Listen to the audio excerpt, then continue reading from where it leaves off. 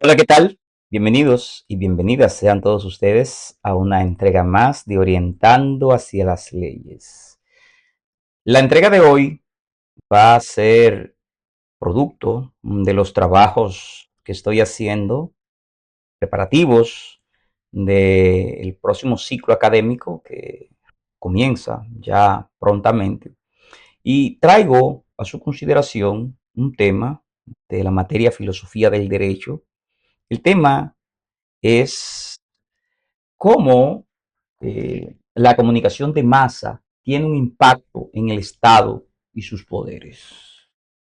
Vamos a analizar un hecho que no es controvertido para nadie, que durante siglos los poderes del Estado se estuvieron divididos, esos poderes del Estado en que se divide el gobierno para facilitar la gestión del Estado, estuvieron divididos en poder legislativo, poder ejecutivo y poder judicial. Pero hoy existen una fuerza que no aparece formalmente en la Constitución y que puede presionar simultáneamente a estos poderes. Estamos hablando de la comunicación de masa. ¿Quién decide cuándo una sociedad completa está mirando, comentando, exigiendo una respuesta inmediata a un tema específico que impacta a uno de los poderes del Estado? ¿Cómo se mide esto? Eh, la transformación de los medios tradicionales a redes y plataformas, luego de ver lo que la historia reciente nos ha aportado, obliga a que desde la filosofía del derecho, específicamente lo que tiene que ver con la teoría clásica del gobierno, haya que revisar esto. Yo he dividido esta asignación dentro de la asignatura. He propuesto una tesis. En la tesis propuesta, yo digo que la comunicación de masa ha dejado de ser únicamente un mecanismo mediante el cual la sociedad recibe información sobre instituciones públicas en un ecosistema y se ha convertido en un ecosistema digital contemporáneo integrado por medios tradicionales, redes sociales, plataformas digitales, sistemas algorítmicos y nuevas formas de producción descentralizada de contenido.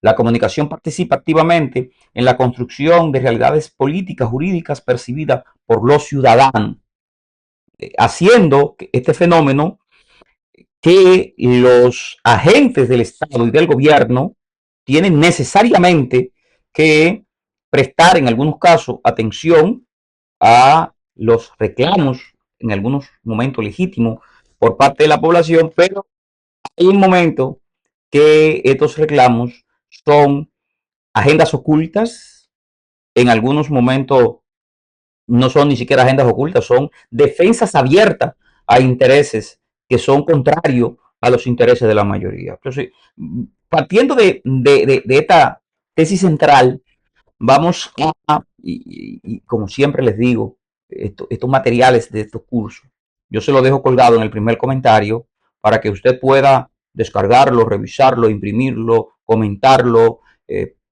plantear su punto de vista, plantear su punto de vista, ¿eh? Porque no es un monólogo. Usted también puede aquí, óigame, aquí no se borra ningún comentario, lo que usted ponga se queda ahí, colgar su propio material en apoyo a su tesis. Es un debate académico, la libertad del pensamiento y la opinión. Vamos a ver cómo la opinión pública opera en la esfera pública y la deliberación por parte de los poderes. Eh, yo considero que la opinión pública en la esfera de la toma de decisión por parte de las autoridades, de los agentes del gobierno, los agentes del Estado. Para entender esto, yo consulté a Habermas, quien ha desarrollado un concepto muy interesante que me parece propicio para colocar aquí, y es que él considera que la esfera de impacto como espacio de formación de opinión mediante la discusión de asuntos comunes, en el ideal deliberativo, la legitimación democrática depende de que las decisiones públicas puedan relacionarse con procesos de discusión racional, abiertas y plural. Ojo aquí, ojo aquí. Y creo que es donde descansa todo el meollo de la discusión del asunto. Debe ser asunto de naturaleza racional. Y entonces, ya nada más nos plantea una primera alerta. La, lo que busca la nueva manera de comunicación de masa es la viralidad, el impacto, trabajar las emociones del oyente, bueno, ya ni siquiera podemos hablar de oyente porque ahora es multisentido la comunicación. Generalmente, dependiendo del grupo etario, pero entre los 18 a 44 años, un importante número de los receptores de la información lo hacen a través de los celulares. Y entonces hay que acompañarlo, este mensaje se acompaña de imágenes, en algunos casos de sonido, de animaciones, y bueno, y entonces ya no se sabe si lo que se está transmitiendo es solo un mensaje o un multimensaje. Y hay personas expertísimas en producir este tipo de contenido. Lo que quiere dejar dicho que estos agentes del Estado, en algunos casos, pueden, la opinión, que es una opinión, como le dije hace un ratito, puede ser genuina, pero una opinión genuina inocente, yo he preferido llamarle, unas personas que están siendo instrumentalizadas, que están siendo tomadas de tontos útiles y que hacen un reclamo sin ellos entender el fundamento lógico, el fundamento técnico de ese reclamo. En otros casos, peor, los intereses ocultos que tiene ese mensaje que ha caído de manera viral. También los gobiernos están haciendo eso, porque vamos a estar claros, no solamente es la población que está utilizando la comunicación de masa como está en la actualidad para facilitar sus reclamos, para defender sus intereses, para montar agendas ocultas. No, también los gobiernos montan agendas ocultas, facilitan la labor de gobernanza en algunos casos. En otros casos, montan distractores para apartar los ojos de la población de asuntos que son altamente conflictivos y que necesita la tranquilidad, la quietud que hace falta para salirse con la suya. Pero aquí hay de todo, sobre todo las personas que me ven de otras latitudes que no es República Dominicana, en Hispanoamérica, los hispanoparlantes, todos tenemos algo en común, es que hay una alta politización de todas las actividades sociales, económicas, culturales, todo. La política está presente y las herramientas que utiliza la política justamente para montar sus respectivas agendas y deliberar y luego mostrar sus deliberaciones como genuinas, mostrar estas deliberaciones como necesarias, como buenas para el pueblo, es la comunicación de masa. Y por eso vemos que en toda nuestra Latinoamérica se gasta tanto dinero en la agenda comunicacional por parte de los gobiernos. Mucho dinero, señores. Revisen en cada uno de sus países cuánto gasta los gobiernos municipales, los gobiernos en donde sean gobiernos estatales, como el caso de México, y el gobierno central, en donde sean república, que es un gobierno central, cuánto gasta en publicidad, cuánto gasta en montar una narrativa y en sostener una narrativa los gobiernos. Otra situación que tenemos que analizar de esta entrega y que someto a su consideración, cómo esto impacta con el poder legislativo. Este ejercicio comunicacional de masa impacta en el poder legislativo, tratando en algunos casos de la función esencial del poder legislativo, que es la producción de normas generales mediante procedimientos de deliberación, representación y discusión. Hemos visto en diversas latitudes cómo una iniciativa legislativa es enfrentada mediante los fenómenos de comunicación de masa y esta iniciativa legislativa eh, entra en reversa.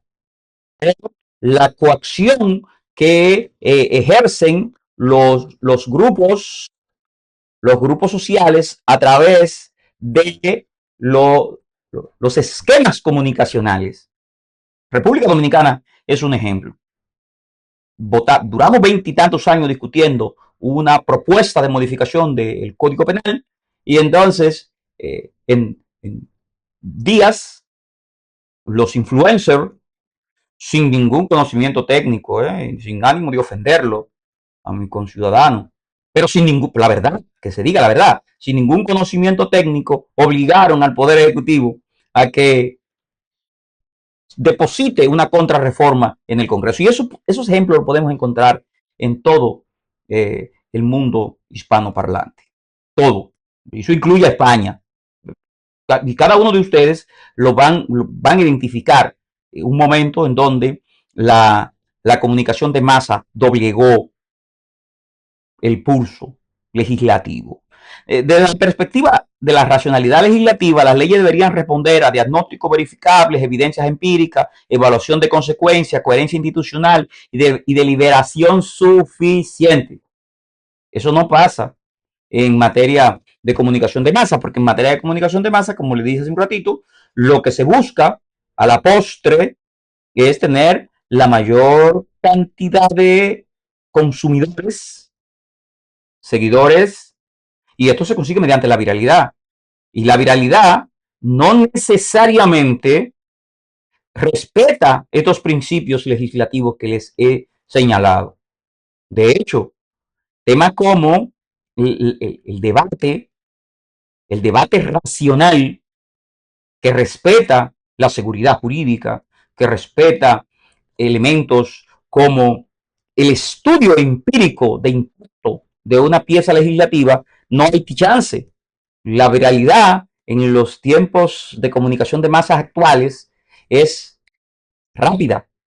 No hay ese tiempo que se requiere para montar estos esquemas de investigación, entendimiento, análisis y deducir consecuencias. O sea, no hay el tiempo que hace falta. También tiene un impacto con el Poder Ejecutivo y la Administración Pública. En toda nuestra hispanidad tenemos una situación y es que en la mayoría de los casos la elección del representante del Poder Ejecutivo se hace mediante el sufragio. Y entonces yo necesito, como eh, eh, candidato, como equipo del candidato, vender un producto. Y ese producto necesita cliente. Por tanto, la toma de decisión por parte del Ejecutivo, en la mayoría de nuestra hispanidad, se da en la siguiente situación. Y es que este representante o esta representante del Poder Ejecutivo busca elementos que rozan con la viralidad. ¿Qué pasa? Y así yo se lo detallo en el contenido que como les informé, le dejé colgado. Debe distinguirse entre escuchar democráticamente y gobernar reactivamente. Aquí, gobernar democráticamente y reactivamente. Que no depende exclusivamente de la popularidad inmediata, sino también de la legalidad, eficacia, racionalidad y sostenibilidad de las decisiones, señores.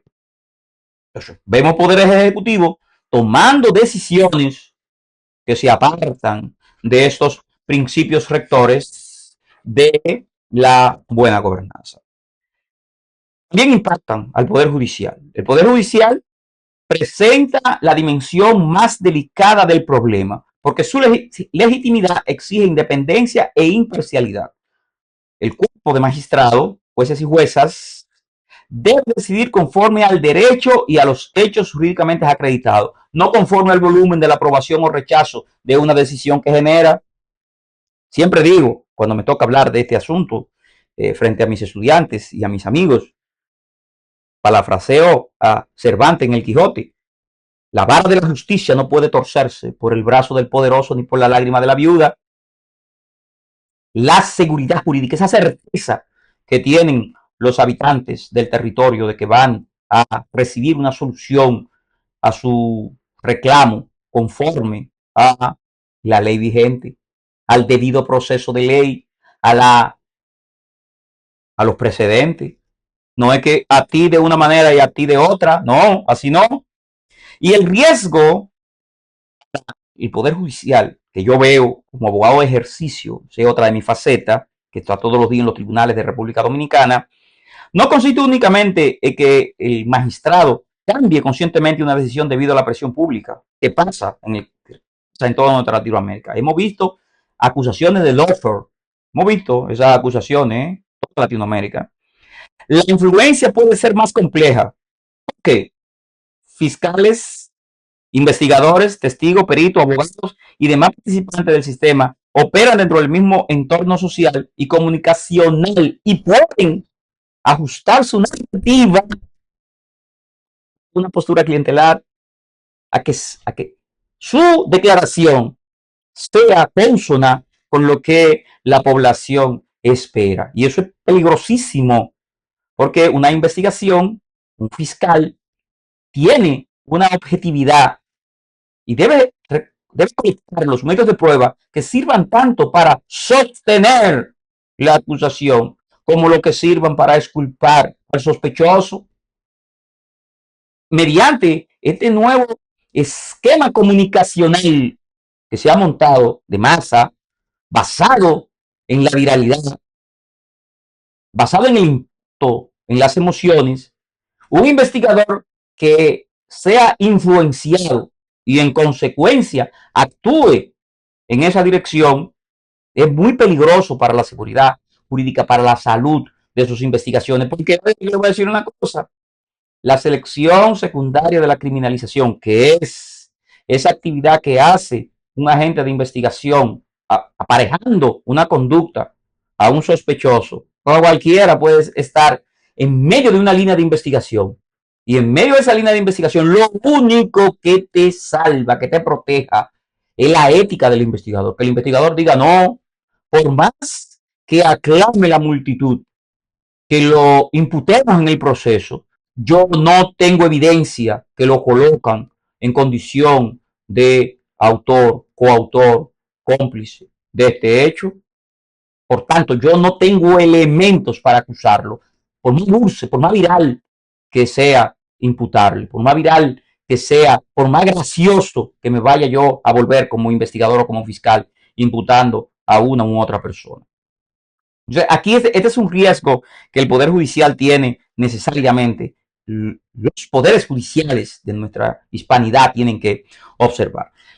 Hay un autor, Niklas Luhmann, les recomiendo, señores, les dejo una bibliografía para que puedan identificarlo. Esa gente jóvenes que me siguen, que están en la universidad estudiando Derecho, estudiando Comunicación, estudiando Sociología, Antropología, que revisen esto, economía, política, que revisen este autor. Este autor tiene una teoría de sistema y ofrece una herramienta especialmente útil para analizar el fenómeno. La sociedad moderna se caracteriza por un sistema funcionalmente diferenciado: derecho, política, medio, economía, entre otros, que opera mediante código o lógica propia. Y muchas veces los agentes económicos, los agentes sociales, los agentes judiciales, ya vimos, los agentes políticos, los agentes comunicacionales, en su afán por la viralidad, en su afán por el impacto, en su afán por ser parte de, caen en la falta de objetividad, en la falta de verdad en sus narrativas, en sus respectivas narrativas. El problema parece, a decir de Niklas, cuando la lógica de un sistema coloniza funcionalmente a otro.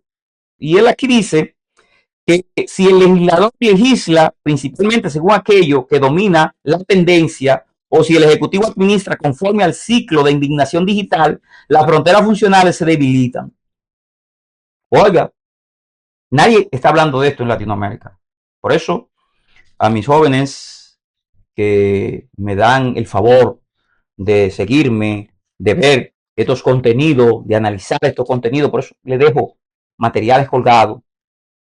Participen, participen de la toma de decisión, participen de este canal, hablen, escriban, suban sus propios materiales, disientan si es necesario. no se borra ningún contenido. Lo que usted ponga ahí se queda. Comparta este video. Si está de acuerdo, dígalo también. Hay otro autor en esa misma dirección, Byung-Chul Han, plantea que la transformación digital en la esfera política sobre la sociedad digital permiten profundizar en la velocidad, fragmentación y emocionalización de la comunicación contemporánea. Y aquí yo creo que es el elemento que personalmente, yo que vengo, ¿verdad?, de la información, de esa formación dura, recia del siglo pasado, y entonces, caramba, ¿cómo es así? ¿Cómo es que vamos a emocionalizar la comunicación? La comunicación, me enseñaron mis maestros, provenía de describir con el mayor apego a la verdad los hechos.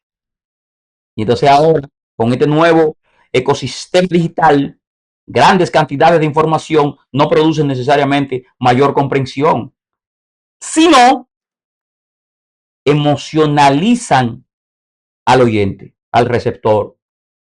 Y entonces, aquí viene otro peligro grandísimo. Podemos hasta sufragar, es un fenómeno que hay que tomar en cuenta. Podemos sufragar en favor de personas de manera emotiva, que no tienen ningún tipo de conocimiento y que van a complicar la situación de la gobernanza producto a que no tienen ningún tipo de entrenamiento y van a reaccionar como reaccionan para conseguir viralidad. Los algoritmos y la plataforma y y la nueva intermediación. La idea de una opinión pública espontánea debe revisarse en el contexto de plataformas digitales, porque la visibilidad de los contenidos no depende únicamente de las preferencias individuales. Hace un ratito ya le decía que hay sistemas algorítmicos que seleccionan, ordenan y recomiendan información. Peligrosísimo esto, porque este sistema algorítmico, ¿quién lo dirige? ¿Con qué intereses se dirige? ¿Qué pasaría si los intereses de los agentes del Estado y del gobierno coliden con los intereses de los dueños de los sistemas algorítmicos? O si a lo interno del Estado una persona o grupo se alía con un sistema algorítmico. Y entonces, desde el punto de vista jurídico, en nuestra Hispanoamérica, corríjanme los abogados que me ven de hispano, del mundo hispano, si hay leyes que protegen que un algoritmo segmente el tipo de información con un plan deliberado para favorecer un candidato a una elección cualquiera. Al menos en República Dominicana no tenemos eso. La libertad de expresión, cualquier análisis crítico de la comunicación de masa debe evitar una conclusión de autoría. La solución de los riesgos comunicacionales no puede consistir en silenciar la crítica, restringir arbitrariamente la prensa o impedir la participación ciudadana. De eso no estamos hablando de modo alguno de que se vaya a impedir o a reducir la libertad de expresión. No, simplemente estamos diciendo que existe un fenómeno que debe ser observado y estudiado y analizado. Los efectos positivos que tiene la comunicación de masa en el Estado. La comunicación de masa también puede corregir fallas institucionales, puede visibilizar víctimas ignoradas, revelar corrupción, movilizar reformas necesarias, aumentar la transparencia y permitir que grupos tradicionales excluidos participen en la esfera pública. Porque esa es otra cosa y ahí también le doy a mis jóvenes. Usted no importa lo que produzca, mediante el esquema de comunicación de masa, con un mínimo de conocimiento técnico, usted puede poner a disposición de sus consumidores lo que usted produce. O sea que ahí también hay una gran ventaja de este esquema comunicacional. Una investigación periodística puede provocar control legislativo, una denuncia ciudadana puede revelar una deficiencia administrativa, la cobertura pública en un proceso judicial puede reducir el espacio a la arbitrariedad. Y aquí en República Dominicana hemos visto esto.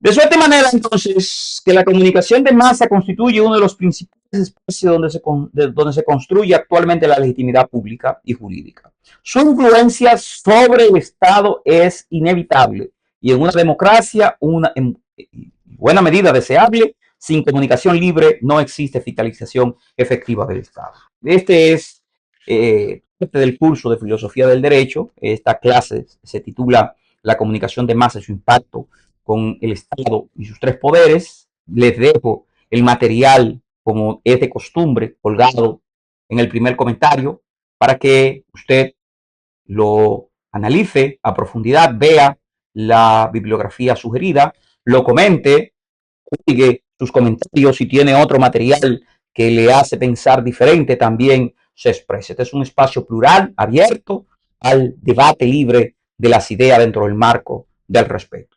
Queda entonces hacerle una cordial invitación para que nos acompañen en otra entrega de otro Orientando hacia las leyes. Hasta entonces.